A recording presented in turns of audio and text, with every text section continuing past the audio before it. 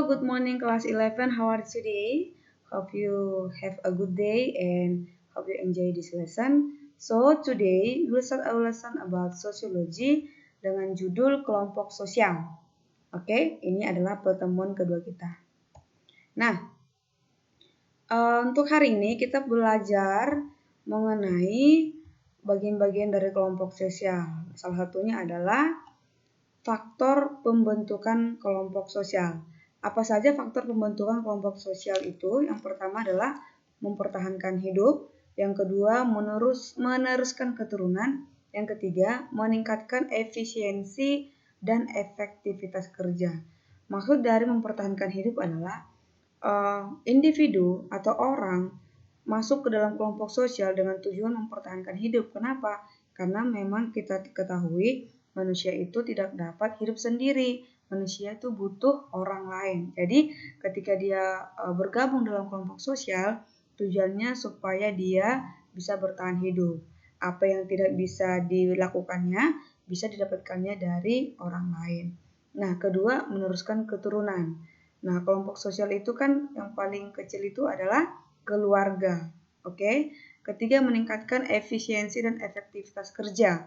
Nah, jadi seseorang yang masuk ke dalam kelompok sosial, dia akan belajar lebih banyak lagi dan akan melihat pengaruh dari orang lain sehingga efektivitas dan efisiensi kerjanya akan semakin meningkat. Oke, next. Jenis-jenis kelompok sosial itu terbagi berdasarkan kepentingan dan wilayah. Itu ada suku dan kelompok etnik, ada bangsa, ada juga desa, kota, dan kemudian berdasarkan sikap anggotanya ada kelas sosial, ada kelompok sosial. Nah, kalau berbicara mengenai kelas sosial, ini kita lihat ada hierarki, piramid ya. Ada upper class, kelas paling atas, ada middle class, kelas tengah, dan lower class, kelas paling rendah. Itu dia berbicara dengan kelas-kelas sosial. Nah, next, yang berikutnya adalah permasalahan sosial. Nah, apa itu permasalahan sosial, Miss? Permasalahan sosial itu adalah ketidaksesuaian unsur-unsur kebudayaan yang bisa membahayakan kehidupan suatu kelompok sosial. Nah, seperti gambar tersebut, apa yang menjadi masalah di sini? Iya, lingkungan lumayan kumuh ya, orang miskin dan kurang mampu dan kurang terawat. Nah, ini termasuk ke dalam permasalahan sosial. Nah, next. Contoh-contoh dari permasalahan sosial itu sendiri apa? Di sini Miss kasih 3 contoh, kenakalan remaja, kemiskinan, dan pengangguran. Apa yang menjadi penyebab terjadinya kenakalan remaja? Kenakalan remaja ini penyebabnya adalah satu mungkin dari faktor keluarga, kurang mendapat kasih sayang dari keluarga, dari orang tua, atau sebagai korban perceraian orang tua, atau juga karena pergaulan yang terlalu bebas. Pergaulan bebas, pergaulan buruk, ini menyebabkan remaja-remaja menjadi nakal, bandel gitu ya.